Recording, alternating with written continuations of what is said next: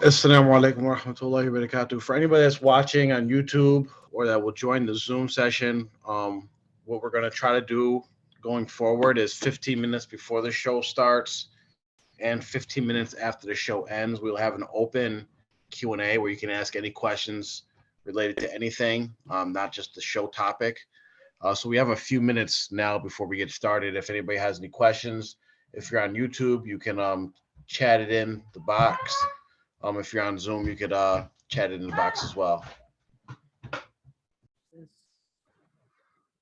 Walaikum warahmatullahi wabarakatuh. Alaikum assalam. Walaikum salam. My camera not working. What is this? Oh.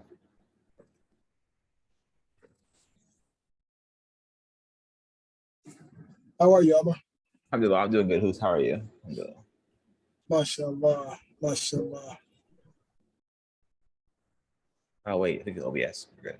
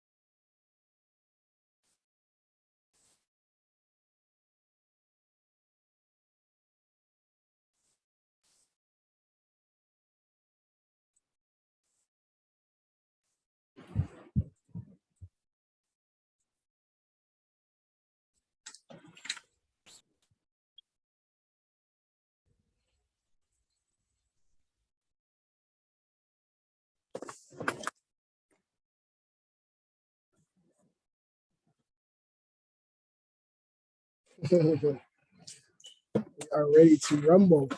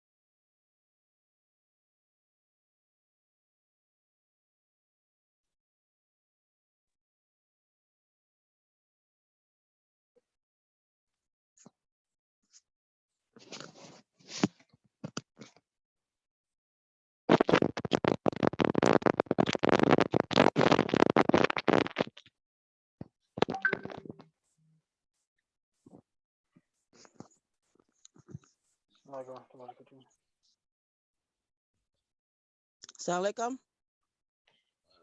Walaikum salam wa rahmatullahi wa barakatuh. Walaikum salam wa rahmatullahi wa barakatuh. We're going to get started in just a few seconds, inshallah.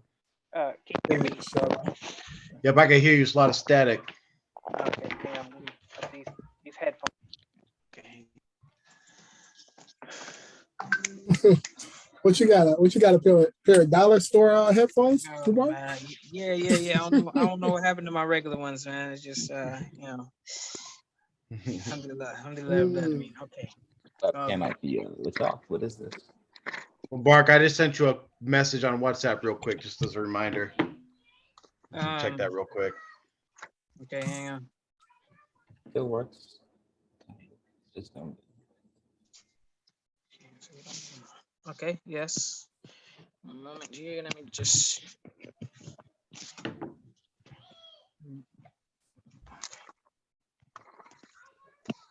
Homie. Yes. All right, just checking on you. Just All checking right, on I'm you. here. I see your profile pic, looking all dapper and stuff. You know, I think I'm Mashallah. Okay. All right. Okay. Okay. Oh boy. Y'all ready? Hold up. Yeah. Inshallah. Okay. Yeah. I'm ready. So, All right, I'm about to put my video on. okay. All right. All right. Bismillahirrahmanirrahim. إن الحمد لله نحمده ونستعينه ونستغفره ونعوذ بالله من شرور أنفسنا ومن سيئات أعمالنا من يهده الله فلا مضل له ومن يضلل فلا هادي له وأشهد أن لا إله إلا الله وحده لا شريك له وأشهد أن محمدا عبده ورسوله أما بعد الحمد لله رب العالمين. As Rasulullah sallallahu alaihi wasallam has said, that every child is born upon the FITRAH. The FITRAH, which is the natural state in which we are, we have a tendency and a natural desire to worship Allah alone and not associate any partners. And every child is born upon that FITRAH, as Rasulullah sallallahu alaihi wasallam has said, and that it is their parents that make them a Jew or a Christian or a Majusi, someone who practices magic.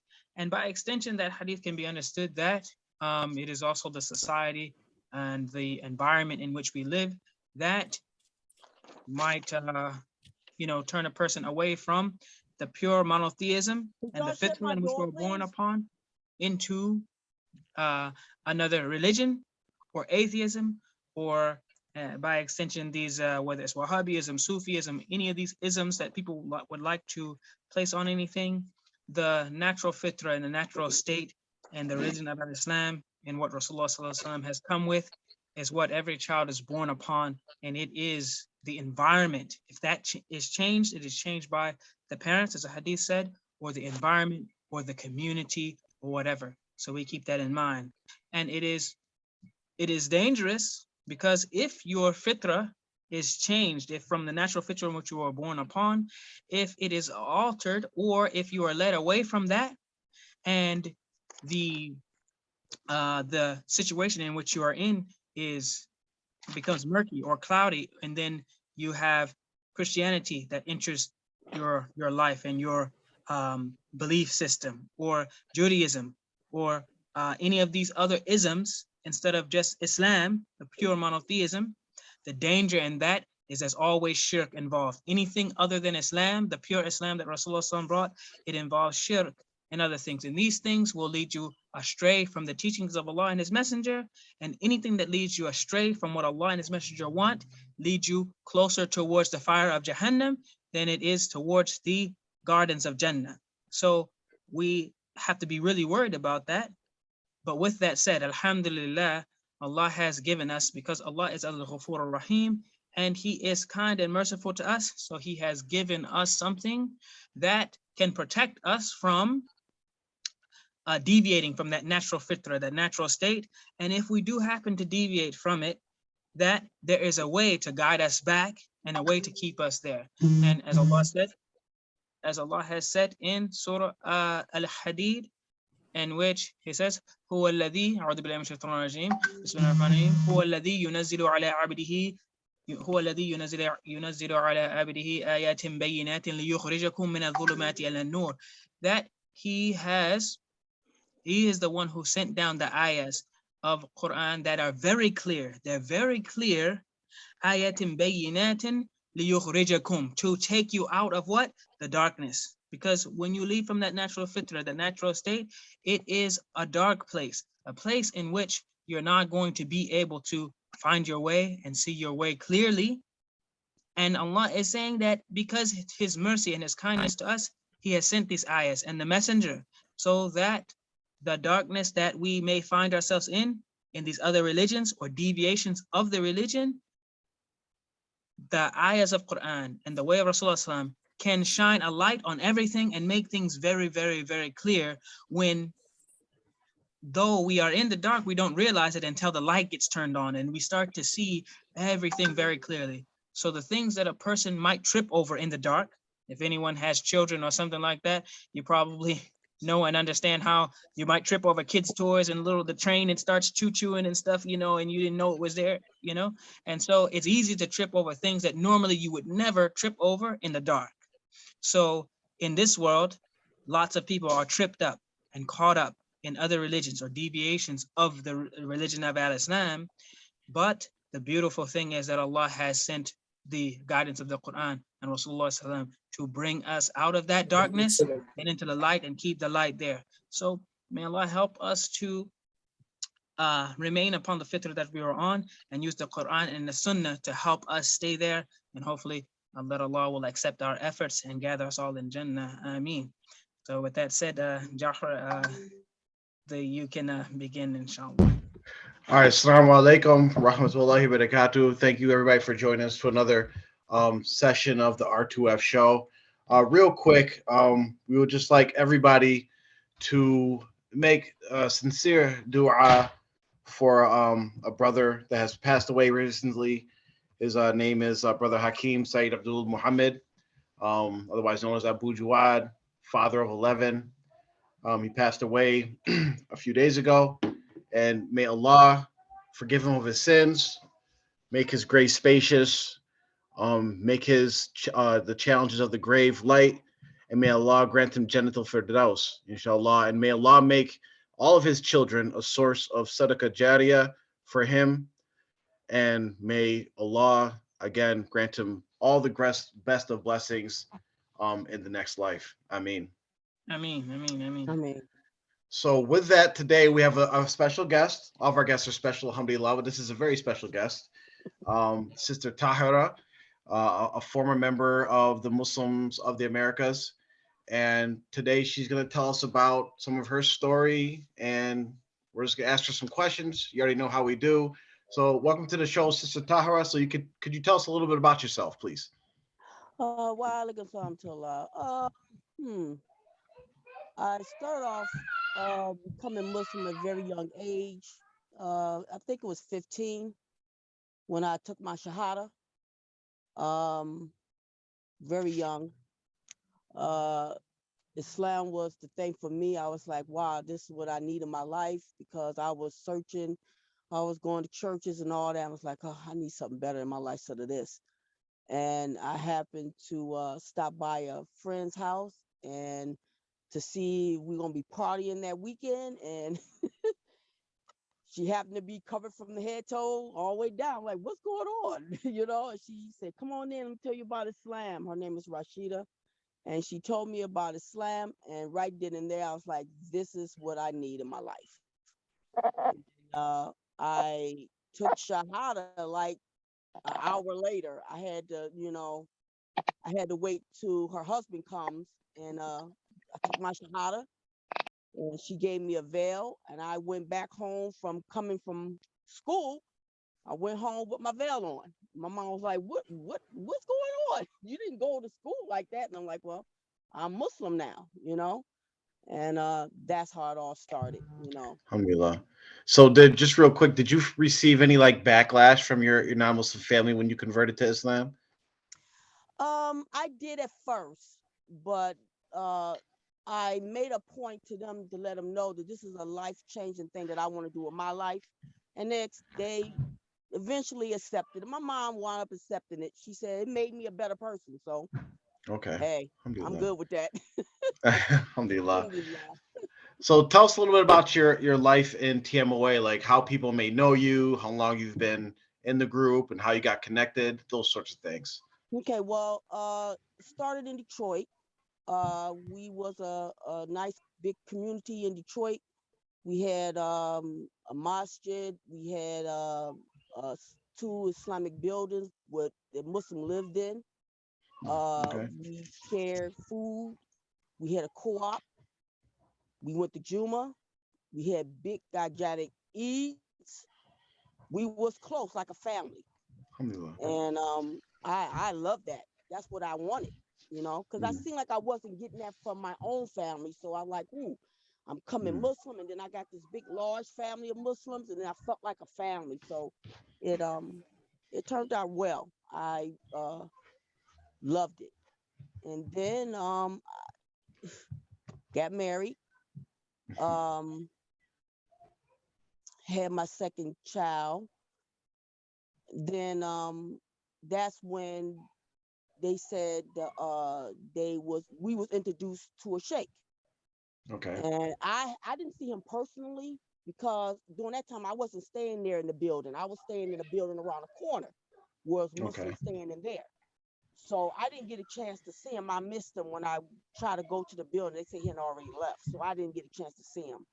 Okay. Um, and that's how it started. Okay. You know, that's basically how it all started. He was introduced to the imam there. The imam introduced him to all the people there, and we automatically just started following. Uh, of Now, course, of course, I followed because I was following my husband. okay. You see what I'm So, saying? We so as sis, we as Muslim women, when we come into the Deen, who do we follow besides the imam or whatever? We follow our husband. All right. You see what I'm saying? So Yep. that's how it started. So do you remember Sister Tahira, do you remember what he was like introduced as?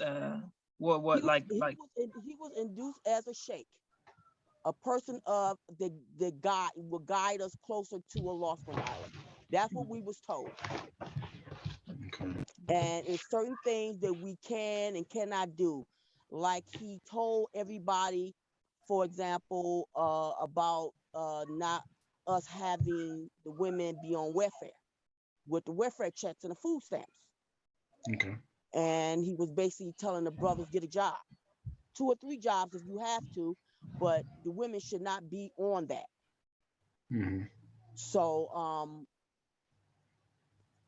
Now, right after that, was this something that was like the welfare, as far as women being on welfare and men not working, and the push to get men to start working and not take advantage of the system? Was that an initiative he started by himself, or was that something that maybe was done before or after he came? I think it was done when he came because, and I'm not, it was some brothers that was working. It were Hmm. brothers that had jobs that was working, you know. Right.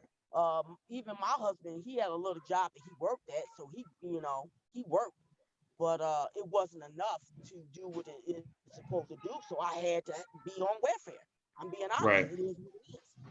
Right.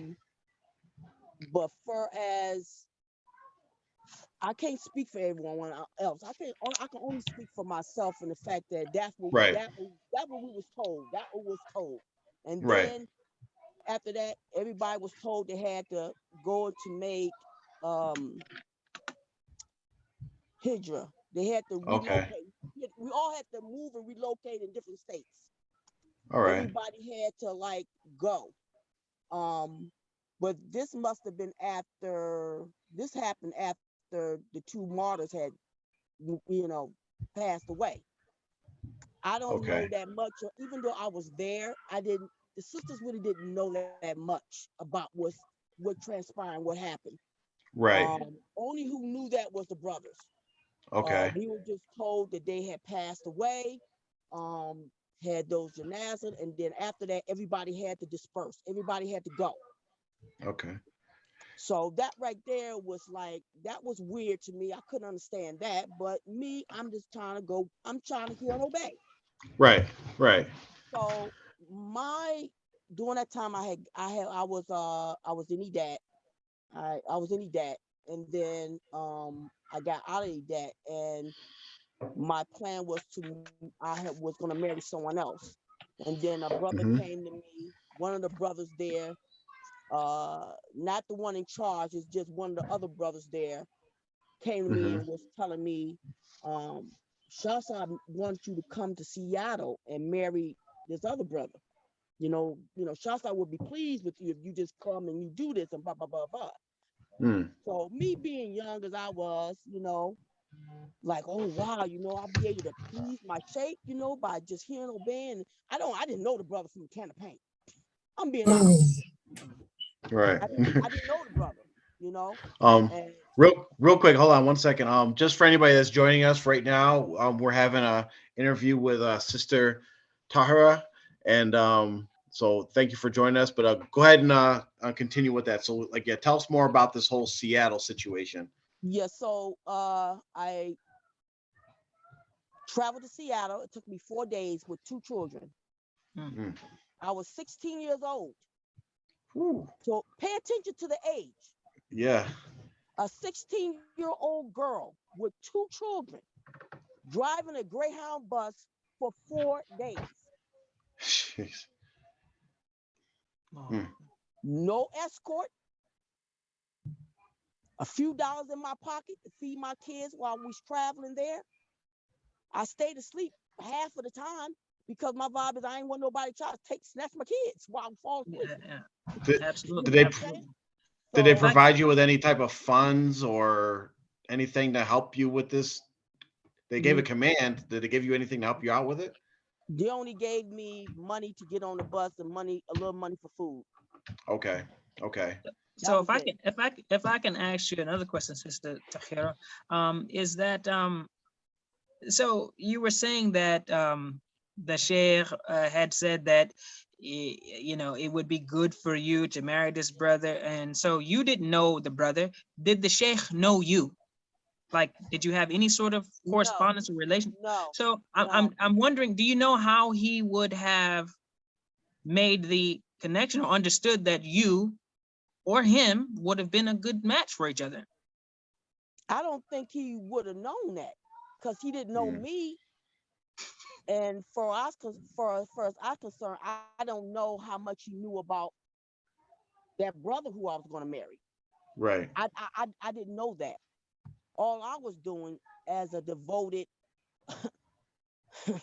person, hearing, Mhm. obeying, just doing what is best and doing that would please Allah. So I did it. Right. Did I Right. wanted to do it? No, because I wanted to marry someone else, to be honest. Right. I had planned to marry someone totally different, and it was not him. Okay, so, but that's either here or there. At the same time, Allah had blessed me with 2 beautiful children. For that, I'm grateful to Allah. So let's move Alhamdulillah. on from that. But yeah, once I got there, they knew it was strange. Um, it was strange. I'm in a strange state. I didn't know nobody. I'm 16 years old, almost 17, with 2 children. So I get there, and I had to stay with a sister before I got married. Of course, I had to stay with a sister before I married the brother, Right. and lived with her for about 3 days. And then he came, and we sat down, and yeah, Yeah. yeah. And now, Anyways, we got married. I'm not gonna get into mhm. the details about Right. all that, but we Hmm. got married, and I think we was together for 6 months, Hmm. and then we had moved from out of the family house we were living in. We got our own place, Okay. and then we had our own place for a while, and then that's when they said it was an order bringing down from Shasab that we all had to get out the cities and get on some land. Okay.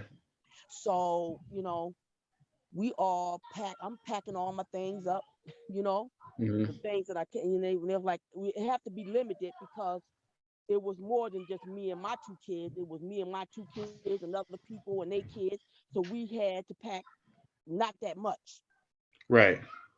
So I had to do the necessities of bags to get my kids, and we cramp in the car. Oh goodness, just And talking about it. brings back memories of just Yeah. driving to that land, to Which that land did you go to? the land of Seattle. I Oh, can't okay. remember the name of the land or anything because part of my part of my mental blocked it from all the stuff I Mm, went through there. right. So I can only remember bits and pieces of my story there. Mm. But yeah, Now, we do you remember if like did you guys put your money together to buy this land, or did the sheikh buy this land with his own money? How did no, you do you remember any of that? no, Okay. no. I believe that the money was gathered by the brothers who was working, and they Okay. used that money to buy the land. Okay. And then down the road, it was another land, and there was a house on it, and they called that the Sheck House. Ah. And only person could stay there at the Sheck House was the person who was in charge, their Ah. family. Okay. Nobody else couldn't stay in that house. Right. So they lived in a home with running water and lights and all that. And we lived in a shed with no lights, Mm. no water, no heat. We Usually only as a Islamic as an Islamic standard, usually the leaders would live in the same conditions or worse than their followers, as the example we have from Prophet Muhammad Sallallahu Alaihi Wasallam. yeah. I can say the family did it for one night. Then after that, they got their own. Right. You know what I'm saying? So I mean, that's what I remember. And we went to the house many a times to, I guess, I only remember going there twice though. I think for a dinner or something, and then went back on the land. But I mainly stayed on the land, and I was on that land for at least about 3 years. We lived in the shed for about 6 months, and then they got us tents. You know, like those army tents. Mm-hmm. We lived in there. We had our Mm. kerosene. Assalamu alaikum. Assalamu alaikum. Thanks, Islam. Yeah. Um, can you turn your audio up a little bit?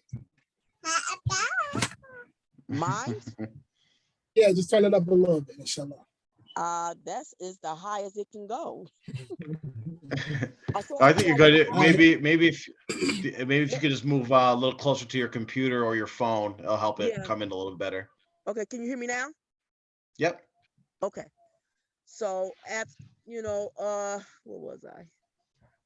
Okay, so So you were I saying they had the army, the tents, the army tents. That's yeah, the. it was army tents, serving, Mhm. and they went by families in order by alphabets because dealing with the fact that we all stayed in the shed, it was cut in half. So the women and children was on one side, and the boys and the men was on the other side. And there was a fireplace like in the men's side where the kitchen was at. Mhm. So where we was be at over there by the women's side, it'd be cold because the heat wouldn't travel that far over there. So I had to like wrap my kids like really, warm so they won't get Yeah. cold and they won't get sick. But So that it sounds like these like hijras, which I've heard from a lot of different people, is really rough times, really rough living conditions. But at some point, did you ever during this hijra or after, did your husband take on another wife? yes. Was it during Well, like this hard living conditions, or was it like after? let me it's so funny because see the whole time I was living in Seattle on the land, he went out on missions. He had missions he had to go out and Okay. go to certain places, Right. cities or countries or whatever. He wouldn't tell me exactly which one it is because it's live. He couldn't tell me because it's top secret and he don't want nobody to come interrogate me and I'd be running my mouth. That's what I was told. So I didn't. He only told me what I need to know. Right. So I would only see him like every 2 weeks, sometime every month, something Mm. like that. But yeah, that's when we had moved. That's when, oh my God. But see, you're making me go forward because if I go forward, then that means what happened was after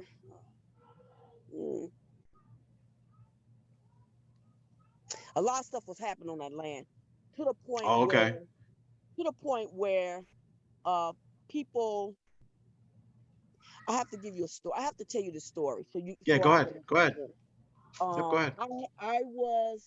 I was the first person there on that land to to be pregnant and have a child there, right? Okay.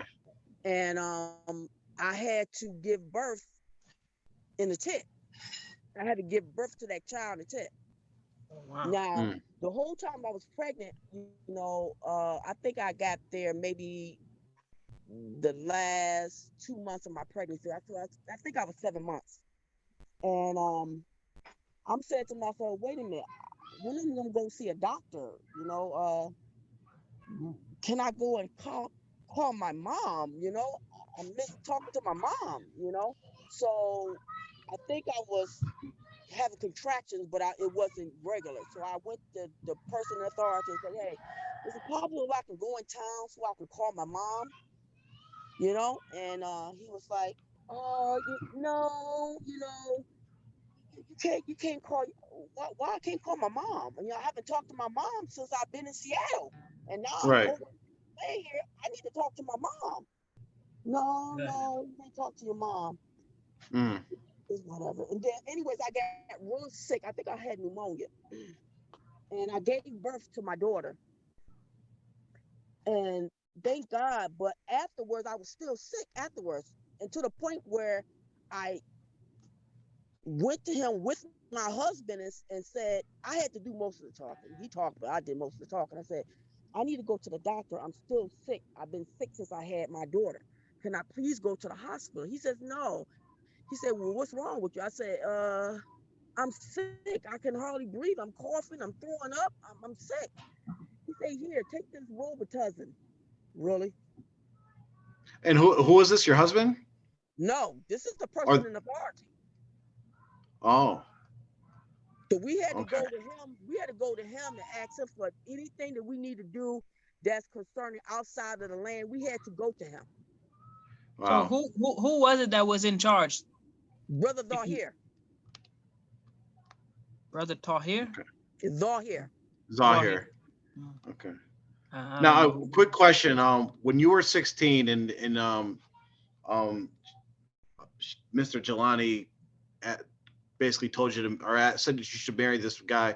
How old was he when you were 16? When you guys first got married? He had to been 40. Hmm. So 40 and 16, and at that time, because we don't have context of the times because we're a little bit younger. Like at this time, we would like look at that and think it'd be a little bit strange. But at those times, was that normal for a 16-year-old to marry someone who was in their 40s? Yes. Oh, okay. It was normal. I saw it. So I mean, Right. I didn't see nothing wrong with it. So Was it normal in the community or in the Jamaat, or was it normal like in just society, period? I think it was normal in the society, period. Oh, okay, okay. Just want to make sure. Yeah. So Okay. that's like I said, he wouldn't let me talk to he wouldn't let me call. He wouldn't let me speak to my mom.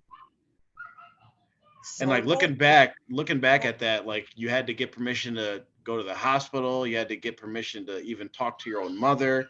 Looking back at it with like fresh eyes now, like what does that give you like a sign of what you're actually in looking back at it?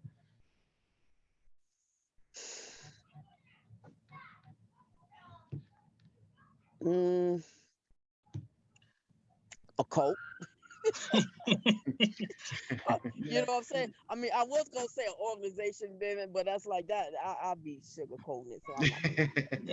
So I kind of so led I you mean, with that one, so it's okay. now, do you think Sister You kind of Tahir, laid that on me, and I'm like, oh boy, here we go. so Sister Tahira, to kind of uh maybe try to play or give some give something to the other side. I try not to say the word devil's advocate. It's just Muslims, I guess, shouldn't do that. But I mean, that's what I'm trying to do here. If you understand the concept. So, did Brother Tahirah, or whatever his name was, what do you think the reason was for why he didn't want you to call your mother? I mean, was it dangerous for you? Was your mother dangerous, or No, So do you know? I mean, did you understand that there was a reason behind it, or what do you think he was didn't. the reason why he didn't He allow didn't. you to call your mother? He didn't give me a reason. I asked for the reason, but he never gave me a reason why. And I couldn't understand it. I was very confused on why he couldn't give me a reason. So then when my husband is standing right there and he ain't saying nothing. I'm looking at him like, okay, you're not gonna get him to take me to the doctor? Right. He didn't do it neither. It's because it's all about the hearing and obeying. Yeah. Now, I'm not saying that he didn't go to the brother and say, hey, my wife is still sick, man. After she had a baby, she's still sick. She got, I mean, she already got 2 kids and now she got this third one. She can barely take care of them because she's sick. Can I take her to the doctor? I don't know if he said that to him or not. But all I know is that when Right. I went to him with my husband,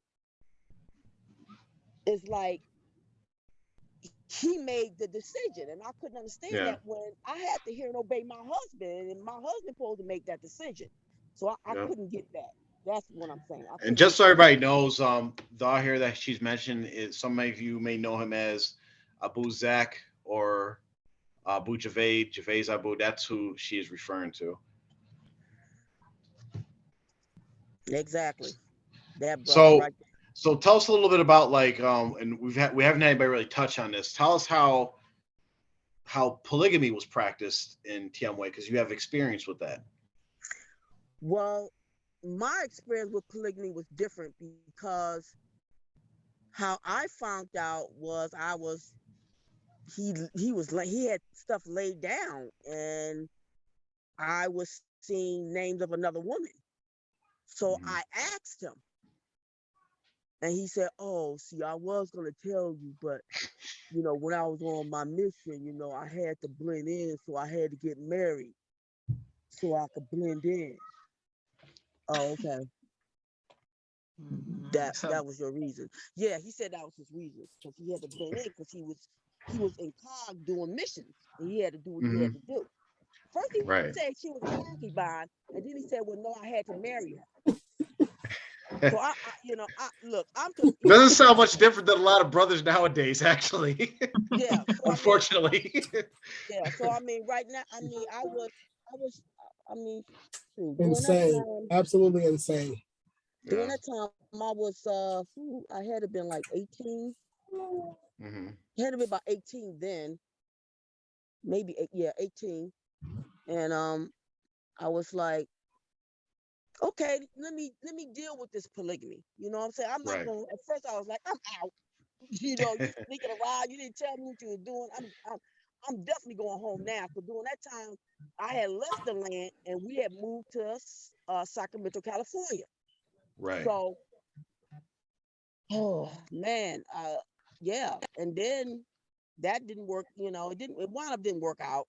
And then I asked for a divorce, and then I had I talked to the brother there was in charge, and he said, yeah, but did you know he had a concubine inside? I said, yeah, I know now. You just told me. So Yeah, I said. So my he said logic. he said that, I mean, like, he literally, so he used so the term having a concubine, I mean, that was a thing that was I guess known and done. Then, like, brothers, your husband possibly had concubines, but other brothers too, would you say, that had concubines? I can't say that because I never saw that. I only saw him do it. I can't Yeah. speak for everyone else. I can only speak to the fact of what he did. And this was Well, his reasons, and his excuse was he was in war, doing right. missions And and did this mindset come from, like, the Sheikh teaching this, like, Yep. what, or was Yep. because He had missions to go out there. For the Sheikh wanted him to go to certain countries or state or somewhere to do something. He didn't get Right. specific on what it was. But he had a mission to do that. And in Yeah. that process, I guess he had to pretend like he was married while he was doing that. So that's why he I went and want to got chime married. in real quick, just so our audience has a little bit of perspective on this. We know about, there's a lot of people in TMOA, especially in those early years, that were put on these missions and going to different states and performing certain crimes.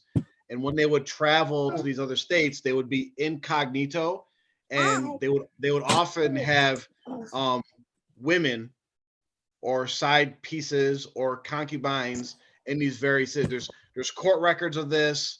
If anybody wants to look into the court records of the Canada people who tried to commit the terrorist attack, they have witnesses of women saying like, yeah, he's my boyfriend.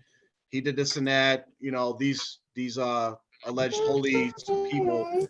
So I just want to give a little context on that. It was something that was done a lot within TMOA. Well, all I know that my ex-husband did that. I don't know about any other brothers doing it. They probably was out there doing that, but all I know is what he was doing. And then, like I said, he married her. They was legal, but then he turned around and he was dealing with he had another concubine, what was a Mexican girl. So he had African American, European, and Mexican. Wow. I guess he wanted to try all the flavors because he didn't have a chance to have it when he was locked up. So, the whole time that we are doing what we're supposed to do, let me say this.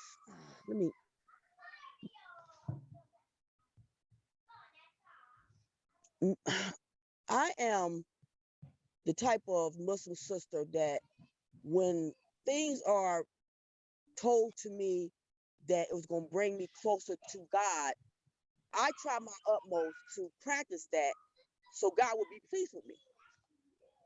Yeah. You know what I'm saying? And I think that's for anybody who wants to practice their Islam and have Allah be pleased with them. But then once you start doing things, they're like, wait a minute, I don't remember doing that. Why are we doing that? Right. And then you get like, I don't want to, wait a minute, when did that change? Like, for example, when we had to stand for the caliphs, when did we have to do that?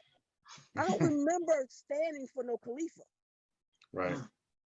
I don't remember any of that. I remember you saw him, you give him some lambs, and you move on.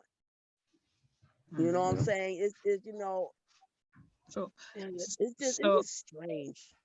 So, Sister Tahirah, so what was that point in which, I know that there's some things in which I'm sure your eyebrows were raised. Okay, you're 16, 18, and you're starting to move through this progression in this group, this organization. When did you finally, it clicked where you said, okay, something is not right? Like, your eyebrows seem to have been raised with some of these stories you're telling, but what was that moment where you said, okay, this ain't it? When I couldn't contact my mother. Oh, wow. Okay. Well, that's more than a reasonable point to be like, yeah, this isn't right. So and when I asked, can I go to the hospital because I was sick, and he wouldn't let me go to the hospital. I couldn't get that. My daughter couldn't get checked out to make sure that she was all right. I mean, we living in a modern age during that time. I mean, we still wasn't like back in the Walton's age. I mean, come on, that's how I felt, because that's how we were living. But still, outside that society, they was living much better. And I felt that we could have did much better. Okay, so I have to ask. I mean, I know you touched on it already, but one more time. I mean, they wouldn't let you go to the hospital or call your mother. What, I know you said they didn't tell you, but why do you think they were not allowing you? And I'm assuming maybe other people. I mean, unless you did something, were you possibly going to hurt yourself or something? But unless that was the case, what do you think is the reason why? I know you don't know for sure what's in their mind, but what do you think could possibly have been the reason from their end why they wouldn't allow a young woman, a teenager, to get health care, medical care, and to contact her parents, her mother. Hmm. Well, I think because they didn't want nobody to know.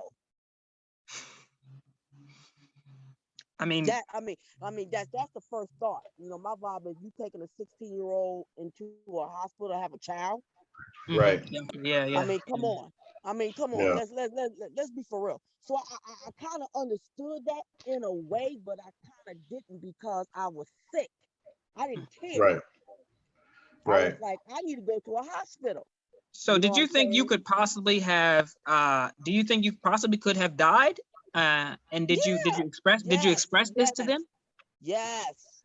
Okay. So basically you dying was not of as much importance as those people who were in charge, maybe the people I guess maybe your husband at 40 years old, maybe he did not want to go to jail. I mean, that's understandable, but at some point, I mean, did they at least say, okay, brother so-and-so knows first aid, or, I mean, he read a medical book. I mean, did anyone offer you any sort of assistance medically, or, okay, we'll get a message to your mother? I mean, was any of this, was any attempt made to kind of at least meet you halfway or part of the way to try to get you some medical care, or at least contact your mother and let her know that you're okay?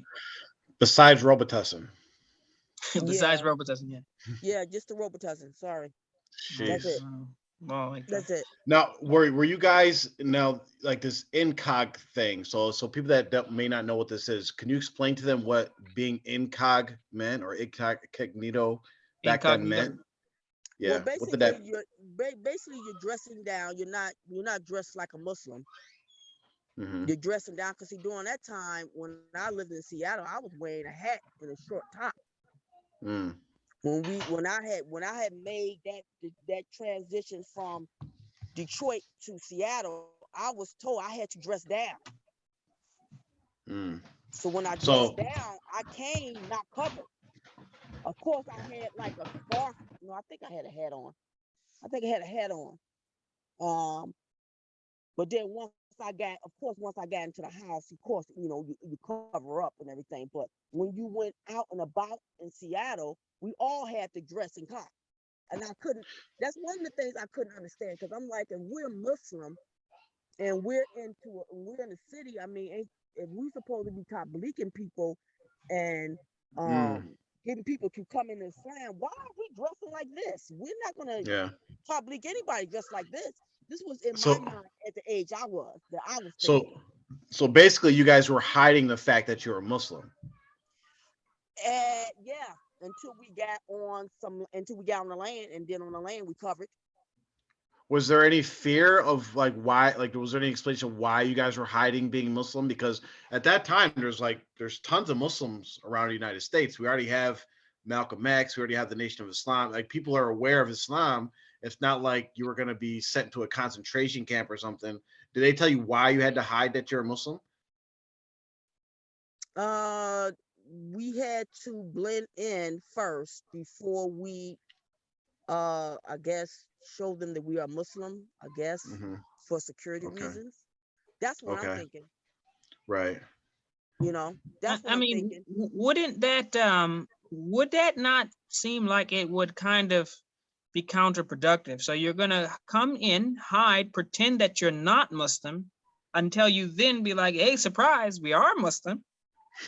Join us. I Yeah, mean, yeah, but see, I didn't look at it like that when I was young.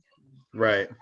it seems to me, I see now. perhaps I'm just looking at it from I see now that was a dumb move, but back then I Right. didn't see that. Well, you were just I mean, listening back then. You were trying to hear and obey and do what There you you should do go. There according to you Allah. go. Yeah. Right. Because we as women have been told to do what? We have to hear and obey our husbands and people in authority. We have been told that. So not to put any words in your mouth, but I'll give you a scenario and just let me know if you think that maybe that there could be some legs here. So like during the recent riots, in a country like when George Floyd was killed and some other things, they would have riots and people would be out there. Well, not riots. I shouldn't call them riots. That's what they call them on the news. But people would be protesting, right? And so Right. you have people in the street protesting, and then there would be some people, a few people that would literally be doing the most, throwing bricks, starting Yes. fires, doing stuff. And every once in a while, when they would actually catch one, it would actually be a white person. Like it would be someone, Yes. Yes. dressed in a Yes. disguised as, so they would have their face covered, everything. So basically they would try not to be identified as what they actually are, and then do something so that the group which are in can be blamed. So perhaps, if you were going to not want to be identified as a Muslim, perhaps what may have been being done was something that did not want to be tracked back or traced back to the Muslims as a group as a whole. Could that have been whatever missions people were going on, and these types of things were things that maybe a Muslim shouldn't be doing? Maybe. To be honest with you, being as young as I was back then, I couldn't understand what type of mission you could go on. Not unless you're going on a mission to top-league Muslims to become Muslim. That's what I was thinking. That's probably what it was. But he would tell me, this is, I can't tell you what I be doing out here because there's certain things I got to do and you can't be knowing, because if they come interrogate you, you won't. And I'm like, but ain't you Muslim? Well, ain't you going out there to what are you out there doing? He wouldn't give me no specifics. So I knew then it couldn't have been about going out and giving dawah. It had to been him going out doing something that he didn't want nobody to know he was doing. Wow. Yeah, I won't put any. But in a way, I'm glad that I don't know. Right. Right. Because That's my good. vibe is I don't need nobody, no feds come up to me and interrogate me anyway. So I'm good. So looking back, like at kind of like your whole experience of what's been going on, we could probably talk for days on all the different stories, and it is really fascinating. But what are some things looking back that are like these are some major red flags, like as far as maybe the beliefs, the practices, as far as what you understand Islam is today versus what you believed or practiced while you're part of TMOA? Like, what about like the money? Where's all the money going? What about this whole? Definitely the money was always one of the flags that I couldn't understand, because one thing that I am very, very grateful for is that Allah allowed for me to marry a brother, Muhammad Abdul Haq, where I'm not married to him no more, but he's a good brother where Allah allowed for us to build a house. Allah gave us the finance for to build our own house from the ground up.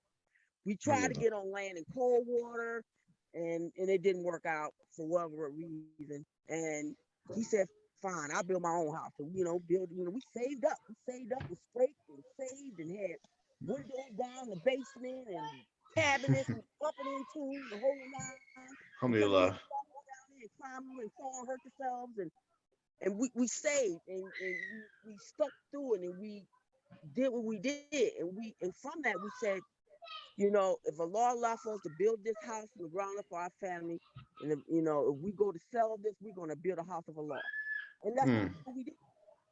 Alhamdulillah. Alhamdulillah. And that every time they go in there and they make their prayers and they make their dua, I get blessings and barakahs for it, and I'm going to need that. Alhamdulillah. Very much. Alhamdulillah.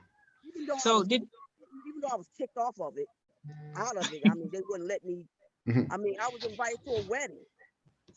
A sister invited me to the wedding. I went there, I'm all happy, and Muhammad Ali told somebody to escort me off. And I'm like, what's the reason? I was invited. You can't. From the mosque that you helped build, you got kicked out of. And it literally blew my mind. And I was like, are you serious? So you said Muhammad Ali, and I guess that's the Caucasian brother. So I guess he was in charge. So what was did he give a reason for why you weren't allowed on the property?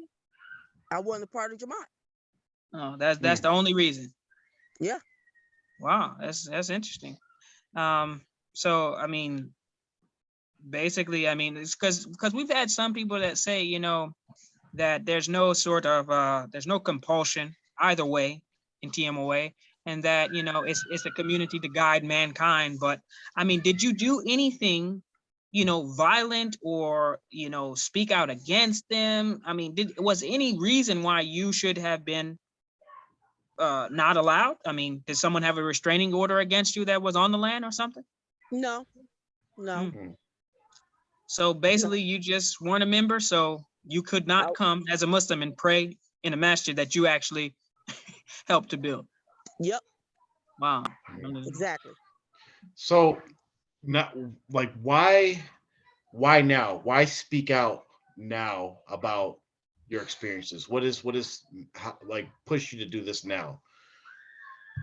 Well, to be honest with you, I have been listening to y'all shows, and when my sons got on there and they spoke so brilliantly about everything, I felt as a mother like, wow, I took my kids through this. I got to say something. I got to say something. I mean, Hussein been asking questions like this since he was 13, like certain things. I'll be like, hey, I don't know, but maybe we can find out together. I don't know. Alhamdulillah. Alhamdulillah. That's good. He, I'm proud of him, Muhammad Ahmed, and Taki. Taki is my grandson. He married my granddaughter, so alhamdulillah. Alhamdulillah. Yeah, so I'm proud of these young men. And I said to myself, look at these young men up here saying what they have to say, and I'm older than them, and I'm not saying anything. I got to say something. Well, alhamdulillah, you have rubbed off on them. Alhamdulillah, you had good influence on them because they had the courage to do what they did, and they're the ones who actually started this off.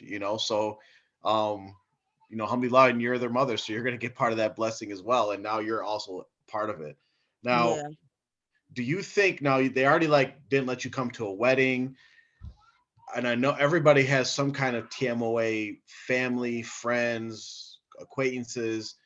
How do you think they will treat you now that you actually came out and spoke publicly? They may not speak to me ever again. So before this actual show, right? You know of some people that if you call them, they'll pick up. I mean, if you want to hang out or whatever, they're friends of yours that you think after tonight they will no longer be friends with you. Is that what you're saying? Yeah, I'm saying that basically maybe one may still talk to me, but as far as that's not going to happen.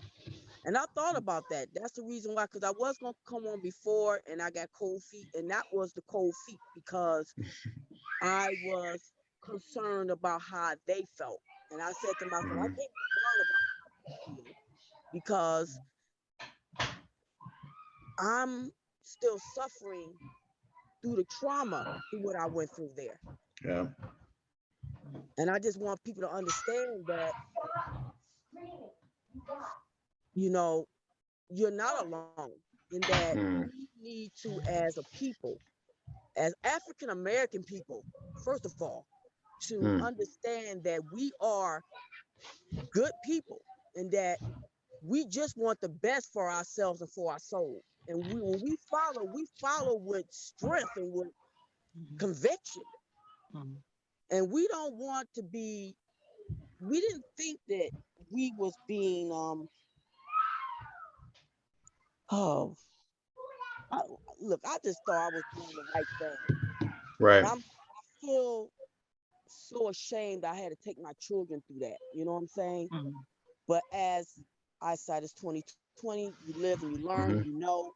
And now I have to start all over again with my salat, my wudu, ghusl, Yep. all over again. And I'm starting it now. Just from just watching y'all program, I'm starting all over again. Alhamdulillah. We had to start over again as well. So Yep.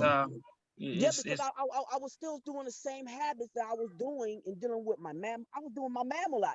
You know, I was still doing my mammalot a month ago, and I had to stop. Yep. Yep. Oh It's the my God. same.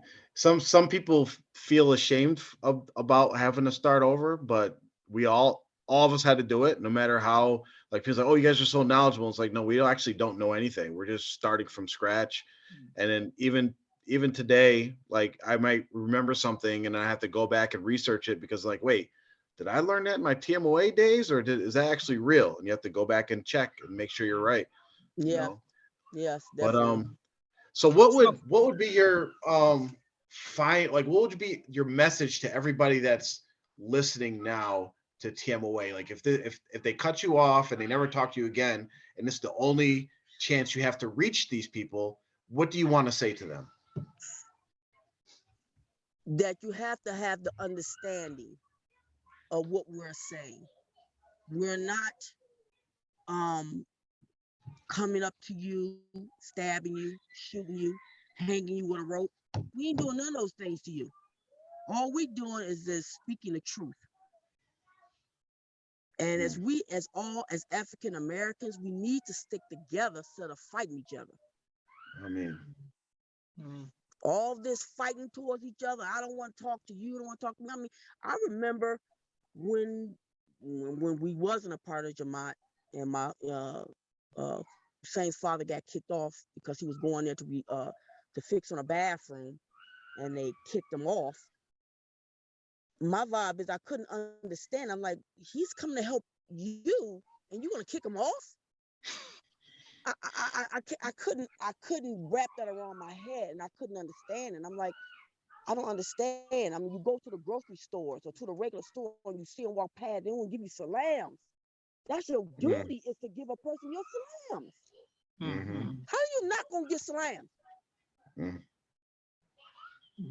And then I remember being told, I was told by someone, I'm not gonna say that I heard, I was told by someone that Shasab says, if you decide to leave us, just follow the sunnah of Rasulullah. Just practice Islam and follow the sunnah. So yep. if that's what we're doing, how you gonna tell me I'm a kafir and I'm no believer? I'm an unbeliever. I'm confused. Yep. You know, it's very confusing to me. So I'm just trying to understand their thoughts on their processes of their thoughts on how they deal with things and how they feel. They have to also understand the people who was in charge did damage to people who was up under them, and they are going to be accountable for it. okay. So Sister Tahirah, we're getting close to our hour. Do you mind taking any questions? I don't mind. Okay. So we did have one question that came in, and it's been a kind of a big topic, these halal marriages, where basically person divorces their wife and then they want to get back with her. So they have like a sham marriage, some other person to marry them and then come back. Have you heard of or seen that being practiced throughout your years in TMOA? Yes. Was it something that is this something that Sheikh Jilani knew about or sanctioned or ordered, and was it common? All I know that they was doing it. So that's all I know. I saw it being done. So I don't know if it was a common thing because I basically stayed home. And only when I did hear things is when I heard sisters talking about it. Okay. You know what I'm saying? But first that I only went by what I heard, you know. Yeah. So Cause I made to stay home and took care of my kids. Yeah. So, only when I Have you felt ever I need to be. have you ever spoken to Sheikh Jelani or had any contact with him? I spoke to him twice on the phone, Okay. and Was he one what was was he just one. checking up on you how you were doing, or what? He wasn't talking to me. He was. I was the secretary. Don't get it twisted. Okay. I'm trying to honestly I'm trying to I help, like I at least was give. I was there to deliver a message to Mhm. someone else. That's what the only two conversations on that phone was. Now once that he says, uh, how are you? Who are you? Who is your husband? May Allah bless you. None of that. You Mm. know, it was, is so and so brother so and so there? No. Give him this message. Assalamu alaikum. Wa alaikum salam. That was it. Mm. Wow. Okay, wow. So I have heard. I'm sorry. This is my question. I'm sorry. Do we have any other question? I don't want to jump ahead Yeah, of we have anybody. some. We have some from the YouTube chat. Okay, go ahead. Go ahead. So, what are some of the corruptions that you witnessed or were aware of during your time in TMOA? Brothers in authority taking your money from you and using it for something else. Mm.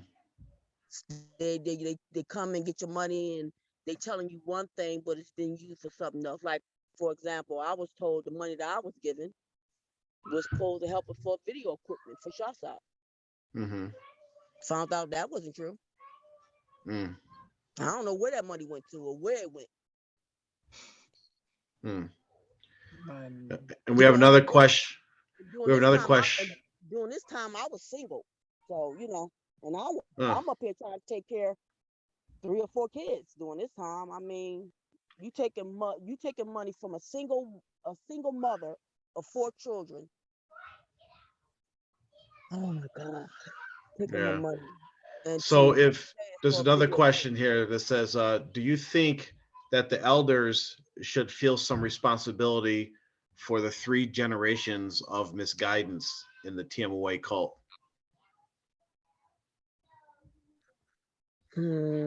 I'm gonna say yes and no. The reason why I'm Okay. saying yes because if they knew better or if they found out about the information, they could have warned other people about it, Mm-hmm. but they didn't. mhm. And if they didn't know and it was all about, or it's all about me just hearing obeying, because again, let me tell you again, we as sisters, we was hearing obeying our husbands. We were following our husbands. So, Mm. of course, we were doing the basic studying, Talim Salam, just making sure your salat is on tack.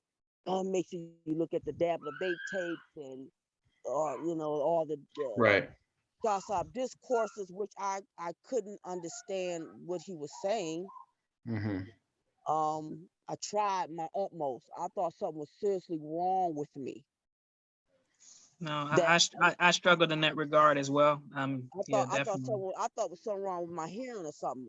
I didn't know what was wrong. I couldn't Right. understand what he was saying. And I was trying, and I didn't want to put words in his mouth and take Right. take take anything from him or add anything to it. So when somebody asked me, "Do you know what he said?" I say, "Nope, I don't." I'm being out because Yeah. can you explain to me what he said? Do you know what he said? And they'll say, "Yeah." I say, "Well, can you explain it to me? Because I ain't understand nothing he said." Mm. So. Do you so how, as far as like the stuff that you came with the community and some of the good things that the community has, like, sometimes there's a brotherhood, there was a unity, it felt like family, or other good aspects of TMOA that did exist. um what are some ways to keep that and kind of channel it in the right directions? Because you mentioned like keeping us, especially African Americans, united and stop fighting. What are some ways that we can move forward in a positive direction? By being compassionate and listening to each other Mm, and not being so judgmental. okay. Mhm.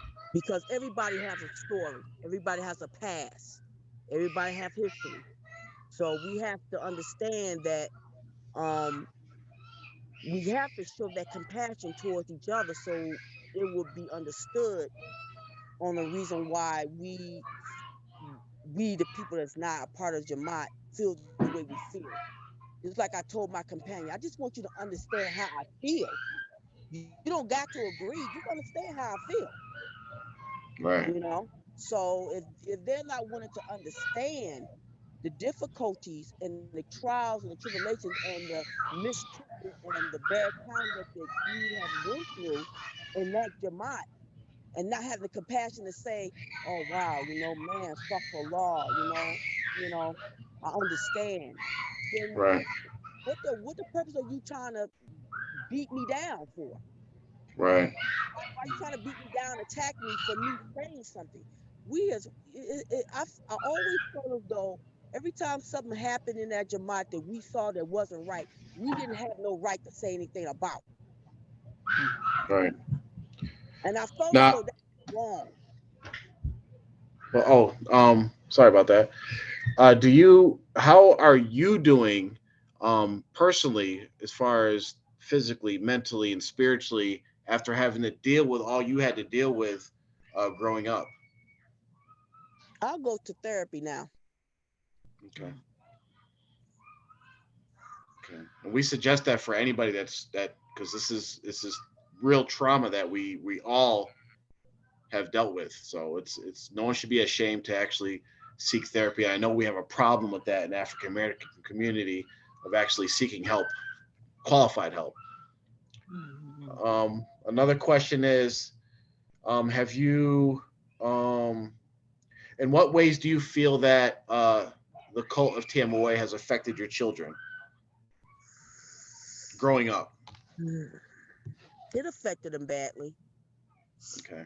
because they was, at times we was ostracized because we had money. We came in, we built the masjid, we built a platform for a basketball hoop to go there. We was gonna move on Red House Land, but for some reason it didn't. So for some reason we couldn't get all the way in the back or something. So uh Hussein's father decided not to go that route. So we got our own, which I'm very grateful that he made that decision. Um, and in that, because again, we was thinking about the future of our children when we got that land. And I don't know. It's Right. it's hard because I have children and family that's still in there, and I pray for them Yeah. every day. Right. So I mean, I can only pray. I mean, I can only pray. I can't like grab them and say, "Wake up, slap, wake up." I can't do that, because they're going to do what they're going to do, and they're going to do what they're going to do. But All right. Now, this is the last question. It says, have you witnessed any miracles, and did you go to Islamberg to see the alleged miracle in Islamberg? yep, I was there for the 2010 retreat.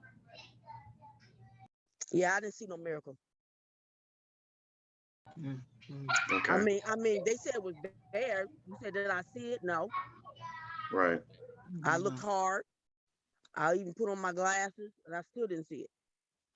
Yeah, I looked as well. I wasn't able to see anything either. So I mean, I was struggling there as well. Did I Um, did I did I feel there was something wrong with me? Yes, I did. And I was like, okay, well maybe it ain't meant for me to see it. And I left it like that. But Yeah. everybody was like, how you can't see that? Cause I It, can. it's just like cloud watching. You lay on your back on a nice summer day with the clouds flowing by, and you're like, "Hey, I see a rabbit," and the other person's yeah. like, "Yeah, I don't see that." So I, I know we said this was the last question, but someone did has a pretty good interesting question. So I ask you real quick: did this affect your confidence when you go out into the real world? Like basically, like how did this affect you, like interacting with other Muslims, maybe, or how coming from kind of a cult background or inset, did you have like a mistrust of everyone? Like, you know, because the whole Yes, incognito thing and yes, all that stuff kind of carries over? yes, yes. Wow. I still have that to today, and I'm in a community, but I'm very leery. I sit Mm. back and I watch, and I pay attention. And if something I don't that I see that's familiar, I back off of it. No, that is, You know what I'm alhamdulillah, we saying? don't. So that's my thing. And like I said, like you said, you got to study. So I've been doing my studying, and whew, there's a lot that I did not know. Mm. But that's Well, all good. You know, I'm still, you know, you supposed to learn from the cradle to the grave. So I'm close to the mhm. grave. So I got to learn some more. Well, I would Well, say, hopefully not.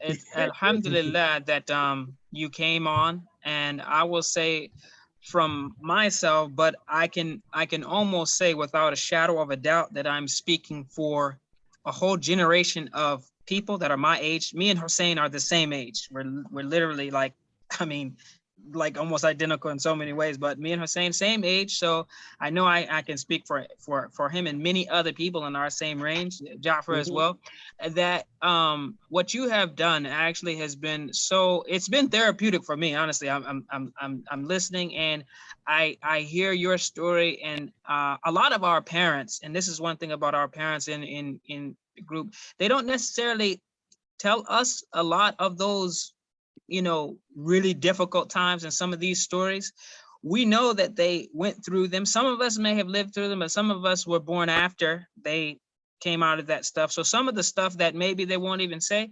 So it gives us a little insight into some of our own parents and some of the things that maybe they haven't told us. So that has been helpful. And alhamdulillah, it gives I think it gives us some hope that there's a generation of people that are our parents that are still somewhere in between. They kind of know this is not really what it is yet. They haven't fully accepted assimilating or joining the general ummah of Rasulullah Sallallahu Alaihi Wasallam and the Muslims at large. So I think it's very, very helpful. You are really very, very strong, very brave. I know you say you're in therapy now, but I think you have helped quite a few people. And this happened with Hussein's interview and many people's interview. It helped so many people. So I think you can definitely put that feather in your cap for that you really have, and you'll see a lot of people will be inspired to help in some sort of way. Some people are unable to get in front of the camera or get on, you know, on the show, but they do come and they contact and say, you know, this brother or this sister really helped me. And I will say, for me personally, I'm still being helped. We all are still living through this as well and coming through it. So you've been a big help for me, and I'm sure that you have been a big help for a lot of people that are listening and who will hear you. So alhamdulillah, and thank you for that, inshallah. Hussein, did you want to say anything before you jumped off, brother? You muted his. Yeah, yes, I did actually.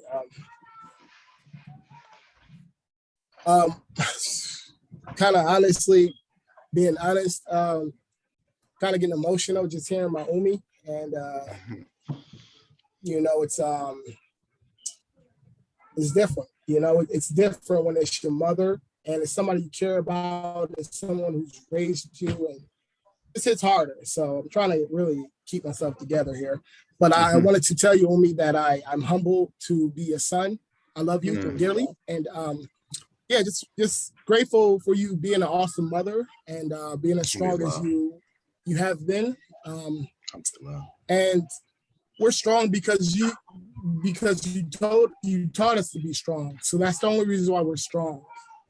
So yeah, I have a message for the men and the women. I mean, you know, it's okay. Let me deal with these men first. Listen, seriously, all jokes aside, we have to really treat these women better. Like, seriously, stop it with the foolishness. Be men. Be men. We're going to be held accountable for the way we've treated these women over the last 30, 40 years. And it's unacceptable. It's unacceptable. we're raising boys right now. A lot of us are raising sons. And if we do not get this thing corrected, if we don't tighten ourselves up, we're going to raise them in the same situation. They're going to be mistreating the next generation of women. You know, so we got to do better. I'm talking about starting today. Don't make any more excuses. Today, you figure a way, you figure it out, how to become a better father, how to become a better husband, a better brother, a better Muslim, a better human being. And you do it today. That's for the men. For the women, I'm gonna be nice, inshallah. I'm gonna be nice. I don't want nobody to get butthurt or anything like that. Nice. The women, inshallah, please, you know, if you are seriously appreciative of your husbands, you know, and of the men that are in your family, you know what I'm saying? If you have come across a good man, you know, a good husband, good provider, keep him. You figure out a way how to keep him. You understand? Because again, I mean, it's rare all across the board. Just like a pious woman is rare, a pious husband is rare these days as well. So if you guys, try to be more appreciative, when you guys have a good person in your life. So that's pretty much all I have to say about that. But good stuff, Umi. Really appreciate you and proud of you. All right. I mean, I'm so grateful that you had me on your show. It wasn't that bad. I was very nervous at first, but not that bad. I watched y'all how y'all interviewed. So y'all did very well. So I'm hoping that this experience will help someone because right now it helped me. I feel like a lot of weight had went off my shoulders, and I don't have to carry it anymore. Mhm. And I want to make this statement to all my Muslim brothers and sisters that whoever you did wrong to in this world, in this life, you better ask for forgiveness. Mm. Mm. Go to that person and ask for forgiveness Mm. because you won't have to deal with it hereafter. It's no joke. It's no joke. So, Alhamdulillah. that's my advice. Alhamdulillah. Shukran. Jazakallah khair to you Alhamdulillah. and your sons and your grandsons for doing this. We thank you. Just for everybody, well, we'll be talking more about our new format. There's always a lot to cover in our interviews. We can't cover it all, but we try to cover the main points. So this will be the ending of our show after I do my little ending monologue type thing. But what we're going to do from now on is we're going to try to be on 10 to 15 minutes before the show starts in case anybody has questions not related to the show that they want to ask.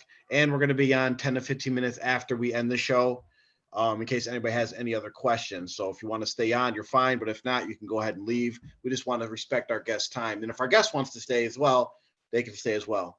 So, alhamdulillah, salatu wassalam wa ala rasulullah sallallahu alaihi wasallam. We are the Return to FITRAH show. And for those of you that know, it's based off the hadith that Mubarak has mentioned earlier, where Rasulullah sallallahu alaihi wasallam tells us that no child is born, but that they are upon the FITRAH. And he said that the child's parents make them a Jew, a Christian, or a Magian. And then he gave the example of saying that as an animal delivers a child with all the limbs intact and there's no flaw, this is the same thing as how we are born into this world. And it relates directly to the ayah from the Holy Quran, where Allah says, the nature of which Allah has set people upon, and this is the fitrah of monotheistic Islam, following the Quran and the Sunnah. This is what we are all born upon. And as it says in the hadith, it's our parents' job to help guide us and help us remain on the fitrah and to help us return to the fitrah. Someone asked Rasulullah sallallahu alaihi wasallam, who amongst the people is most deserving of my good treatment? And Rasulullah sallallahu alaihi wasallam said, your mother, again, your mother, again, your mother, then your father. then your nearest relatives according to the order of nearness. And this is in Bukhari. So these are Sahih hadiths. The first hadith about the FITRAH is in Sahih Bukhari and Sahih Muslim. So this tells us the importance of our mother. And we have a mother amongst our ummah, a mother of Muslims, a mother of our Muslim brothers and Muslim sisters, who has come on here very courageously and talked about returning to the FITRAH. And Allah says in Surah Al-Luqman, ayat 14, and we have enjoined upon man care for his parents. His mother carried him, increasing her in weakness upon weakness. And his weaning is in 2 years. And Allah tells us, be grateful to me, be grateful to Allah and to your parents. To me, to Allah is our final destination. He didn't say be grateful to the sheikh. He didn't say be grateful to your jamaat. He didn't say be grateful to your khalifa. He said be grateful to me and your parents. And we just talked about the importance of the mother. So we must respect and listen to this great advice given to us by this very courageous, honorable, respected mother of ours in Islam. So please, everybody, take her advice. She gave great advice, and this will help us all return to the FITRAH of Islam. And may Allah guide us all and make us guides for the people. Assalamu alaikum wa rahmatullahi wa barakatuh. Wa alaikum assalam. Wa alaikum salam. I'm about to go. Y'all have a great night. All right, shukran. All right, shukran. Jazakallah khair. Okay, so now we have the after show. Thanks, Salam. We have the after show. If anybody has any questions, you can type them in the chat. You can call in if you want. If we don't get any questions in a few minutes, we'll sign off. But that was alhamdulillah. That was. I just had to say. Yeah, go ahead. That was really, alhamdulillah. I had to say one more thing real quick. This is pertaining to anyone who decides that they want to try to come onto the show in the future or anything like that. I mean, if you are trying to come on just like for some entertainment or to get attention or something like this, this is not the show for that. This is a dawah-based outreach program for the spiritually abused. So if that's not your angle, then perhaps, maybe you might get some better results with TikTok or something like this. But that's all I'll say about that. Yeah.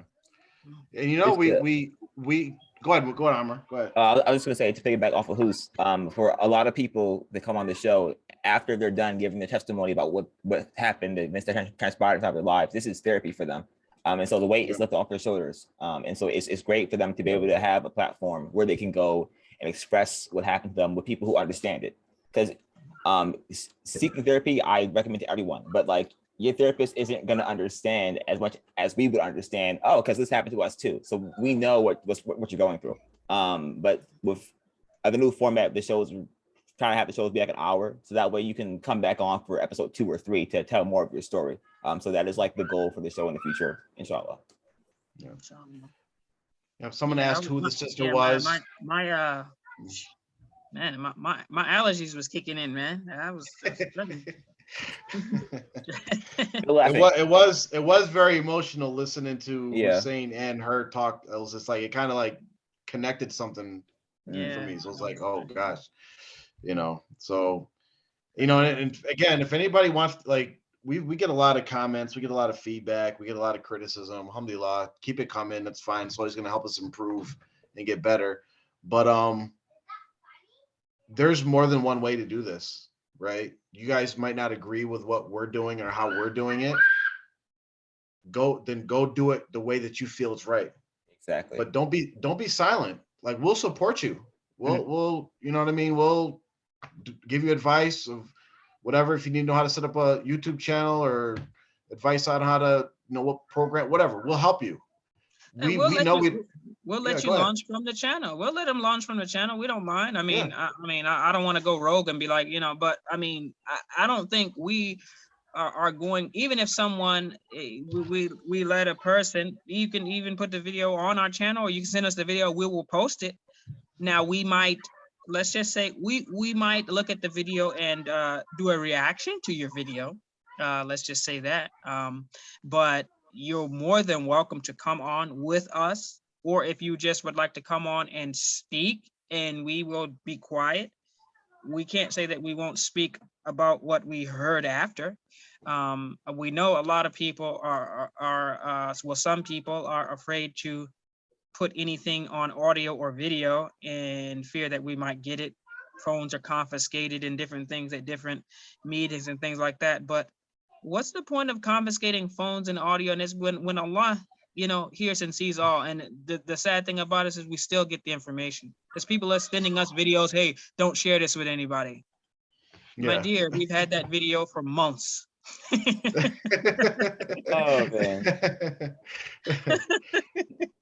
Sister had a good question. She said, I also learned of the death of Mr. Jelani. So my question is that since he has passed away, is that making it easier for everyone to come out and expose, like there was scared to come out?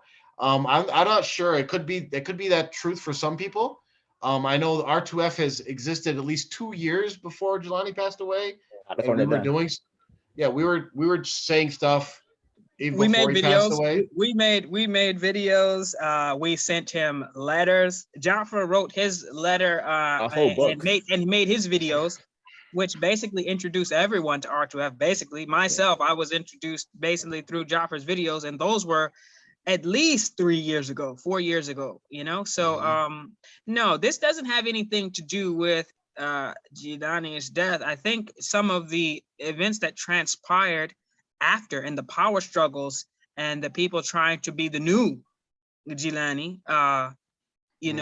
kind of exacerbated some things and made it accelerate. But and that is as far as some of the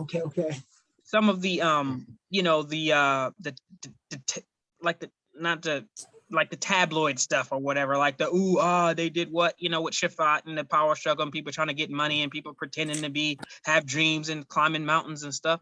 I mean, that stuff, it's funny. We had some laughs about that, but we definitely understand that this whole thing, I mean, when our mother, Sister Tahirah, was on and explaining and things that she's going through at 16 years old. I mean, would anybody really send their daughter at any age with kids on a Greyhound bus? I'm afraid to ride a Greyhound bus. I mean, you're gonna put a lady on a Greyhound bus. I mean, it's like, I mean, to me, I was watching that and listening, just thinking about my own mother, and who's in the same, age range and same, kind of the same type of things, So it hits very, very, very close to home. And I think it, like, Allah has things happen at certain times for a certain reason. We literally were talking about doing this show over a year ago, but we say this all the time. We're really busy and we just never got to it. And literally at 1 week, we're like, all right, let's just do it. We didn't have time to prepare. Let's just jump online and just start talking. And that's what we literally did.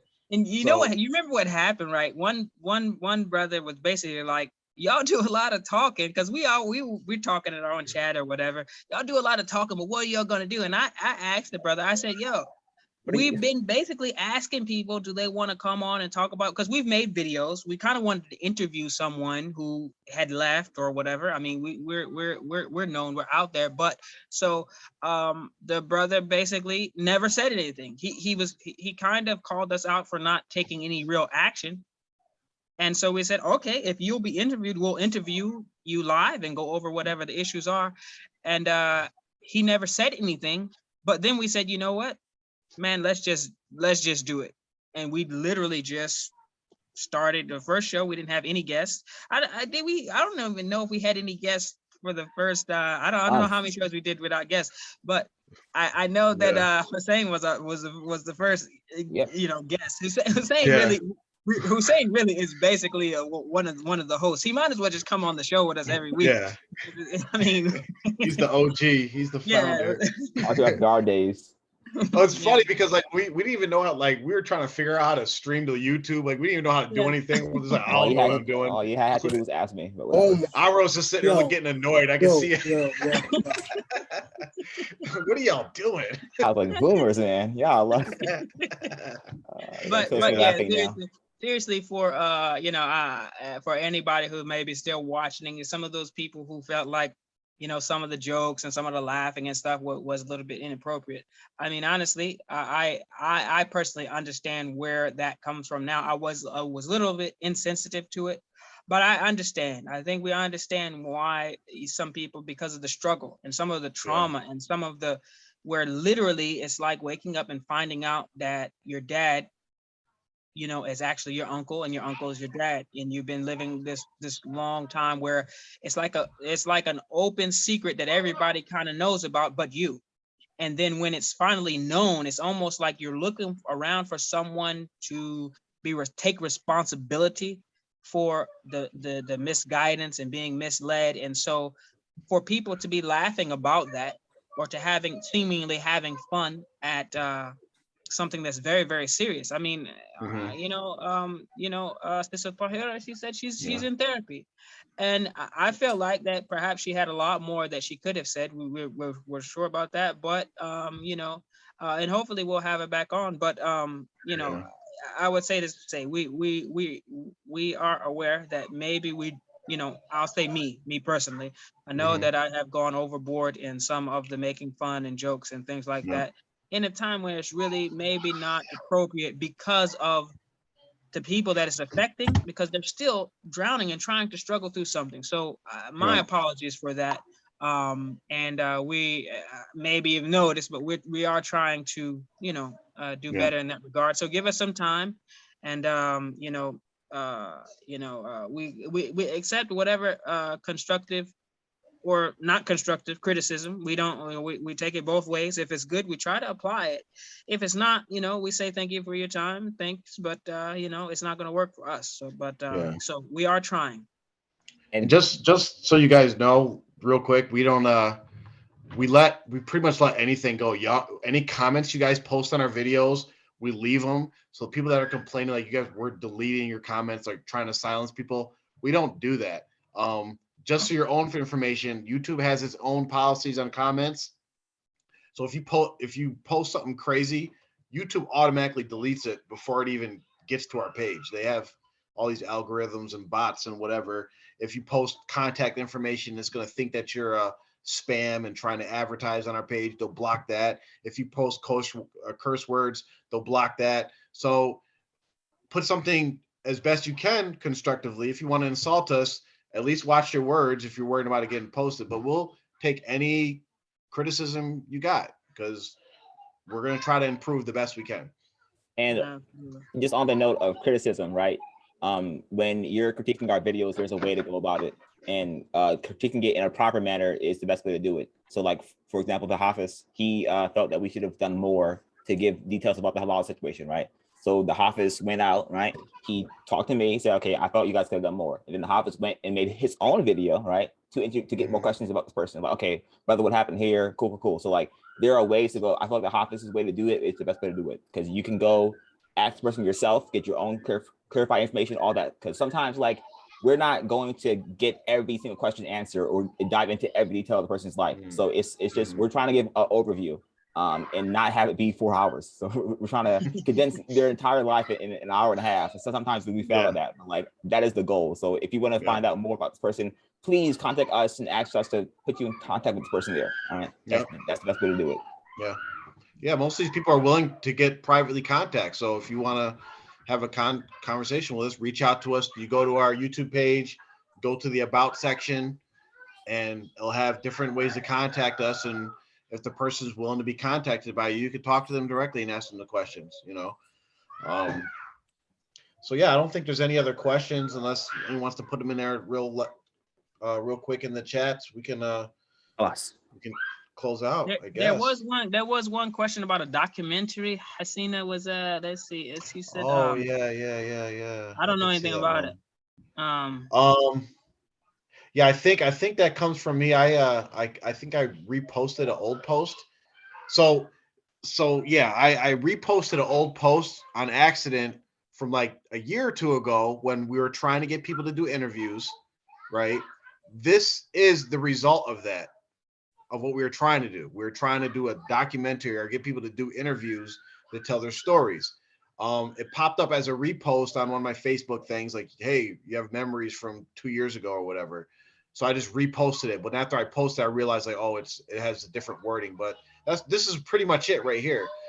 If people want to actually work on a real documentary, that is something that is needed. And there's a lot of people actually interested in doing that. All of us don't have time to do it. Well, here, we'll do our little sales push, I guess. We need help. We've been saying this for like the last 3-4 weeks. We need help. If you want to come help, you can sit in the background, never be on TV, never be on the video, and just work on these things. You know, we need people. This is easily something that could be put on Netflix, the story of TMOA. Easily. It would be a top 10. I mean, Easy. it would, and not to mention that it definitely would. We definitely could make a mini series out of it. Someone definitely will do it.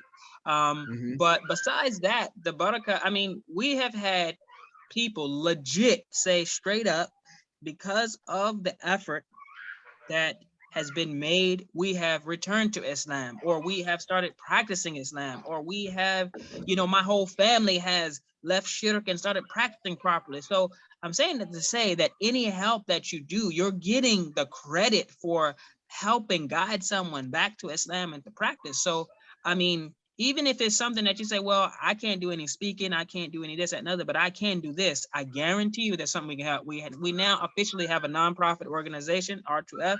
It's official. We have that up and running. We're going to be able to, inshallah, get grants and all types of things in which we can help people that need therapy, help people that need housing, help people that need plenty of different things that we can do. But literally, a handful of dudes just are not going to be up, because most of the people are probably going to be women that will need these services anyway. So really, we need help, and we definitely need women to help. But any help is more than welcome, and the reward from Allah, inshallah, will be tremendous. Yep. Writers, you can, if you're good at writing, or you have ideas, like some people write in their journals, and you might have a real good concept that you want to share with people. We have a WordPress. We have a WordPress account where you can write articles. If you want to have access to our Facebook page, so you can make Facebook posts, we have anything that you're willing to do. We have something available for you. Video editor, DJ. All right. Chill, Mubarak. Close us out. All right. Okay. All right. All right. So go ahead, Mubarak. That's on you. I mean, we closed out already, but go ahead, Mubarak. You can officially give us the last juices. سبحان ربك رب العزة عما يصفون وسلام على المرسلين والحمد لله رب العالمين. السلام عليكم ورحمة الله وبركاته. Wa alaikum salam wa rahmatullahi wa barakatuh.